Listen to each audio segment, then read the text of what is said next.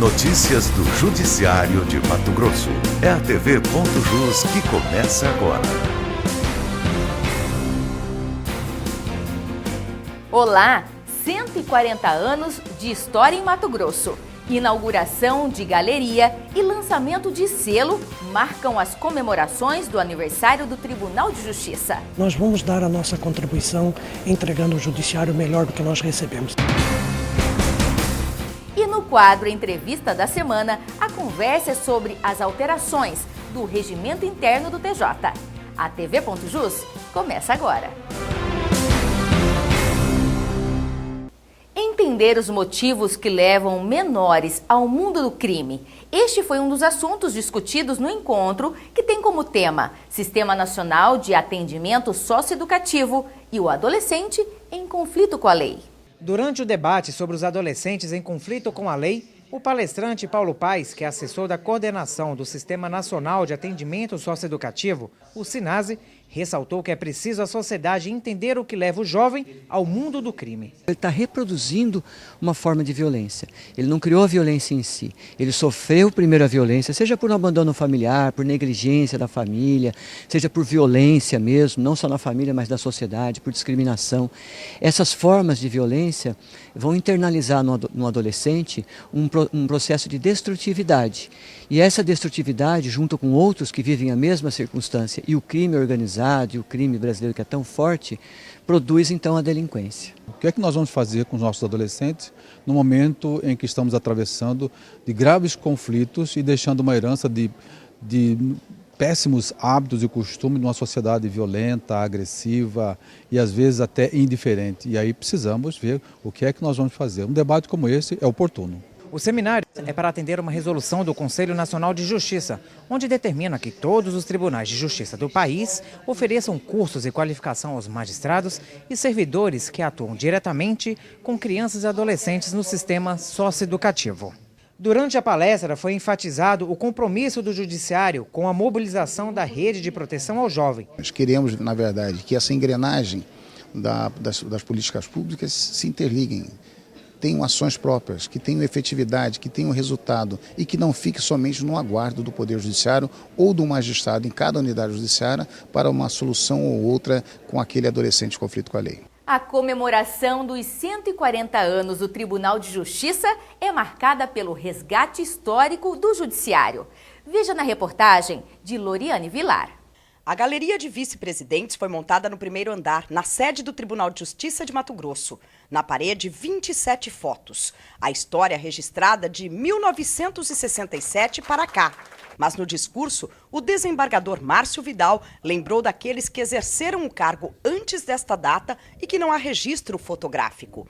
Um dos homenageados foi o desembargador aposentado Mauro José Pereira, que ocupou o cargo de 79 a 81. Eu vejo essa homenagem como um momento histórico para uma reflexão maior a respeito de tudo que está acontecendo no país. E, ao mesmo tempo, é uma marca indelével no coração de todos os magistrados. Dona Ida Avalone representou o marido já falecido, desembargador Carlos Avalone. Ela ficou emocionada com a homenagem. Eu estou aqui muito comovida hoje, aqui ao lado do meu filho, que também está bastante comovido com todas essas homenagens prestadas a ele. Para o desembargador Márcio Vidal, a galeria é um resgate histórico e uma lembrança merecida aos que já passaram pelo cargo de vice-presidente. Não existe um bom filho. Para ser bom filho precisa conhecer a história dos pais. Como também, na nossa área, a história é imprescindível. Assim como é também para o físico laboratório. A história é um laboratório, porque você observa o que foi feito, o que deixou de se fazer, os acertos e os desacertos. E é assim que nós aprendemos e que nós vamos evoluindo. Servidores, magistrados, desembargadores e autoridades estaduais e municipais participaram de mais uma comemoração dos 140 anos do Poder Judiciário. A cerimônia começou com a exibição de um vídeo que contou toda a história deste tribunal, desde 1874. O documentário mostrou as dificuldades daquela época, as mudanças, a primeira sede, nova estrutura, até chegar aos dias de hoje, citando alguns projetos e os investimentos. O judiciário de hoje era inimaginável algum tempo atrás. Hoje nós estamos integrados à modernidade, à comunicação tecnológica. Na ocasião também foi lançado um selo personalizado, emitido pelos Correios, com destaque para a Deusa da Justiça, criação do servidor Anderson Augusto. A gente trabalhou em cima dos elementos icônicos, visuais, que representam o judiciário, com algum toque da cultura local também, né? Junto com o selo personalizado, também foi disponibilizado o carimbo comemorativo, que fica na Agência Central por 1 mês. Já os selos da Justiça serão utilizados em correspondências do Poder Judiciário, podendo viajar o Estado, o país e o mundo, entrando para a história. E o Correio dá sua contribuição, né, com esse lançamento, porque os selos poderão serem adquiridos, né, e carimbados na agência filatélica nossa, ali na Praça da República. Para o presidente do Tribunal de Justiça, o momento é de comemoração, sim, mas ainda há muito a ser feito para melhorar a prestação jurisdicional. E nós temos muito a fazer e nós vamos dar a nossa contribuição entregando ao judiciário melhor do que nós recebemos. Esta é a tarefa de todos que assumem a administração do tribunal. Os convidados ainda assistiram à apresentação do Coral do Tribunal de Justiça e receberam as bênçãos ecumênicas.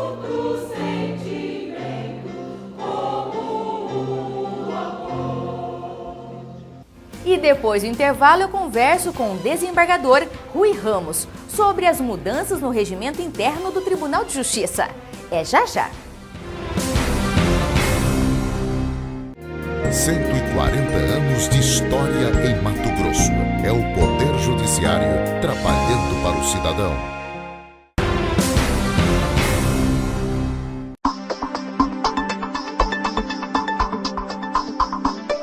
Mudanças no regimento interno serão realizadas pelo Tribunal de Justiça, com previsão de serem levadas ao Tribunal Pleno ainda este ano.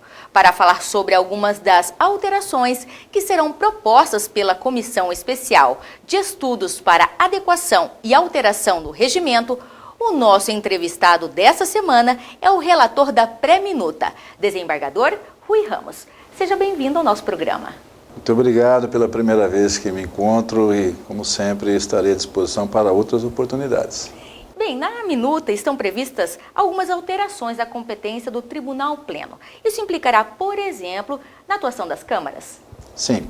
O que nós temos o Tribunal de Justiça hoje é composto por 30 desembargadores, não é isso? E nós temos a competência do Tribunal Pleno, em primeiro lugar, ela vem instituída pela própria Constituição Estadual, né? Determinados julgamentos, ratione persona e determinadas matérias que são julgadas devem ser levadas ao Tribunal Pleno.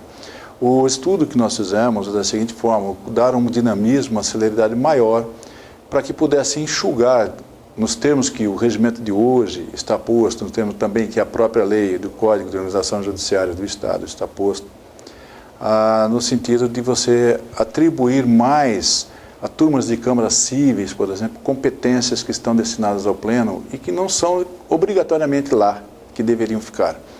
No sentido de que você depositasse as câmaras, a turma de câmaras, que nós tivéssemos inclusive de direito privado, para que pudesse deixar o Tribunal Pleno efetivamente para tratar dos assuntos mais diretamente ligados à própria instituição do Poder Judiciário do Estado de Mato Grosso, não sobrecarregando inclusive com as sessões que nós temos, que são sessões longas, porque isso é o pleno, são todos os membros que estão participando, e nesse sentido nós poderíamos ter uma uniformização e uma uniformidade de julgamentos junto às turmas de câmaras que poderiam então dar o tratamento equivalente de qualidade das decisões de um modo mais rápido e de um modo mais, como disse, unificado.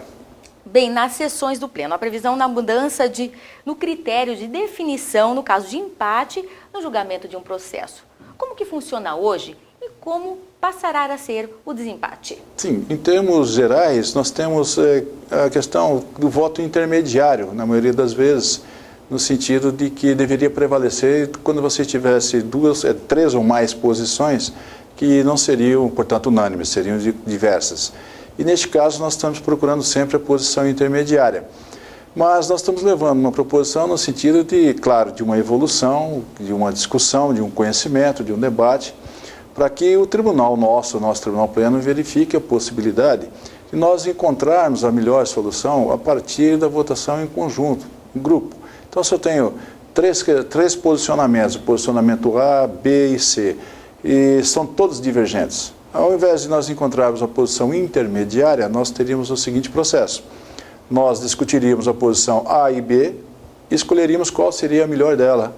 E depois, a B ou a A que fosse a melhor, nós então colocaríamos de frente ou em confronto com a posição C, para que encontrássemos qual seria a melhor, a B ou a C. E daí nós extrairíamos a posição que quero entender, nesse sentido de dispersão, que seria a de melhor qualidade.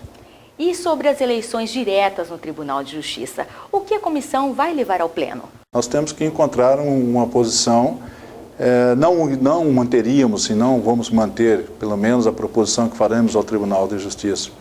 Não é no sentido atual de que os 3 mais antigos que estivessem desimpedidos pudessem, então, disputar os órgãos, né, a direção, a gestão, né, a governança do nosso tribunal. Mas, sim, nós entendemos que, consoante julgados do Supremo Tribunal Federal, a nos permitir que todos os 30 desembargadores pudessem, então, efetivamente concorrerem à diretoria do tribunal. É claro que nós temos 2 proposições hoje feitas. Tem uma que é da nossa própria origem, da nossa própria gênese, no sentido de que, tal qual o Estado de São Paulo, né, a proposição no sentido de que todos seriam alistáveis e elegíveis, né? E uma outra proposição que foi feita no sentido efetivamente mais próximo nos termos da emenda constitucional que nós ficamos sabendo e tivemos conhecimento e foi promulgada da Assembleia Legislativa do Estado de Mato Grosso. Sem nenhuma consideração de ordem pessoal, muito menos de desprestígio a ou B, né? Claro que não é essa a nossa concepção e jamais faríamos isso, até pela questão da dignidade da justiça, né, que nós devemos sempre nos mantermos. A questão é que pensamos nós que a orientação do Supremo Tribunal Federal não é no sentido de que pudesse se colher votos de todos os magistrados, que questão de diretoria do tribunal é competência do tribunal e não do Poder Judiciário e magistratura no seu sentido amplo. É no sentido do Poder Judiciário, sim, mas de competência exclusiva do Tribunal de Justiça e não da amplitude da magistratura. Mas isso é uma questão que nós vamos ainda debater, né, e vamos levar ao Pleno essa propositura. Nós temos 30 desembargadores alistáveis e elegíveis com os impedimentos que normalmente nós temos e que poderemos ser todos nós votados. Bastará que o Tribunal assim compreenda e as emendas, as considerações de retificação que puderem ter, evidentemente que também nos é simpático, né? Ok, agora a gente vai para um breve intervalo, mas a gente volta daqui a pouquinho para mais um bate-papo. É já já. Núcleo de Conciliação do Tribunal de Justiça de Mato Grosso. Fale conosco.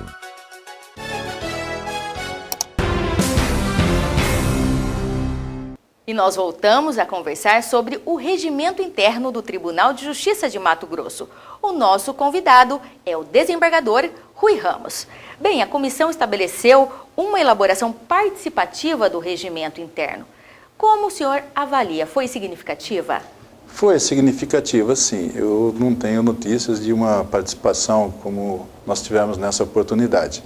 Nós oficiamos as coordenadorias jurídicas, nós oficiamos aos magistrados, enfim, a todos os componentes do tribunal e do Poder Judiciário, no sentido de que pudessem nos oferecer sugestões.